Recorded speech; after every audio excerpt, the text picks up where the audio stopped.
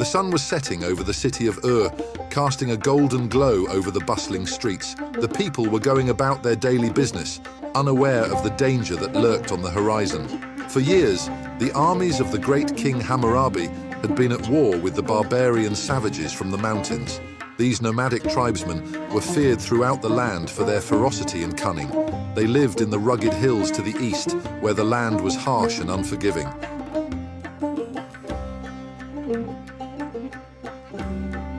The king's army had been marching towards the mountains for weeks, seeking to bring the savages to heel once and for all. But as they approached the foothills, it became clear that this would not be an easy victory.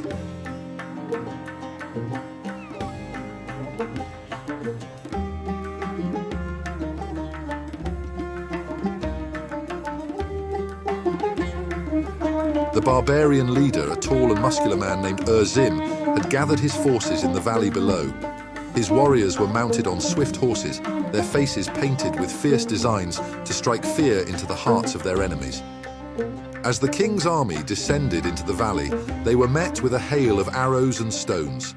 The barbarians had taken up positions behind a wall of rocks, using their knowledge of the terrain to maximum effect. The king's soldiers charged forward, their bronze shields glinting in the fading light, but the barbarians held firm, firing arrow after arrow into the ranks of the invaders.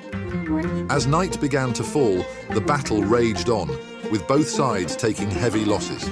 The sound of clashing steel and the cries of the wounded filled the air as the two armies fought on in a frenzy of bloodlust.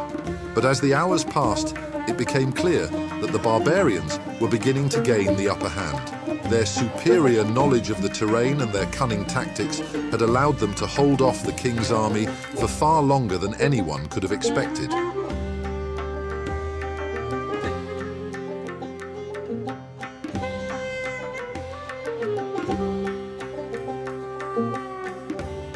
As the last rays of sunlight faded from the horizon, the barbarian leader emerged from the shadows, a fierce battle cry on his lips. His warriors rallied behind him, and together they charged forward in a final desperate bid to crush their enemies once and for all. The outcome was far from certain as the two armies clashed in a maelstrom of steel and blood.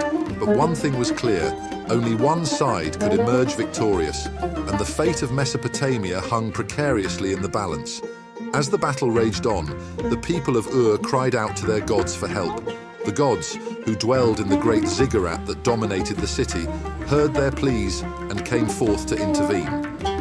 First to arrive was Anu, the king of the gods, who descended from the heavens in a blaze of glory. He rode on a chariot pulled by 4 great bulls, their horns shining with a fierce, otherworldly light.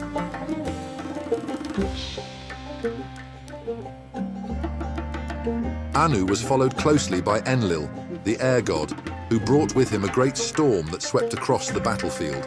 The winds howled and the lightning flashed, sending the barbarian warriors stumbling backward in terror.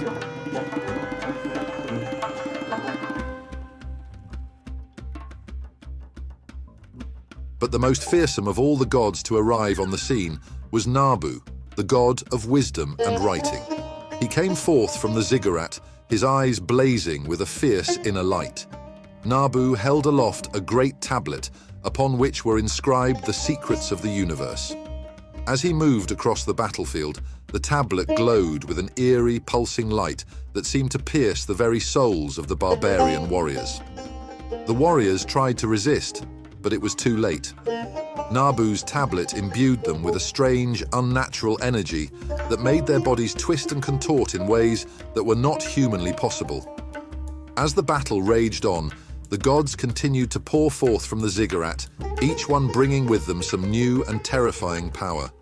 There was Nungal, the goddess of war, who wielded a great sword that seemed to cut through the very fabric of reality itself. There was also Ninurta, the god of the hunt, who summoned forth a great pack of lions that tore into the barbarian ranks like a whirlwind.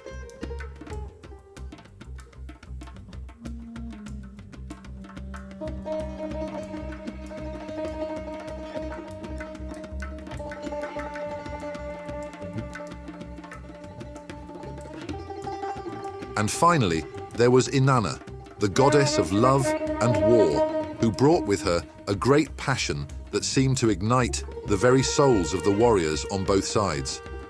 But as she rode across the battlefield, her eyes fixed on the barbarian leader, Zim, it became clear that her true intention was not to fight, but to seduce. Zim, despite his fierce warrior's heart, could not resist the charms of Inanna. He fell deeply in love with her, and as he did so, his powers began to wane. His warriors, sensing their leader's distraction, faltered and began to flee in panic. As the barbarian army broke and ran, the gods of celebrated their victory. Anu, Enlil, Nabu, Nungal, Ninurta, and Inanna all rejoiced together, their powers combined in a great display of glory that was seen across the land.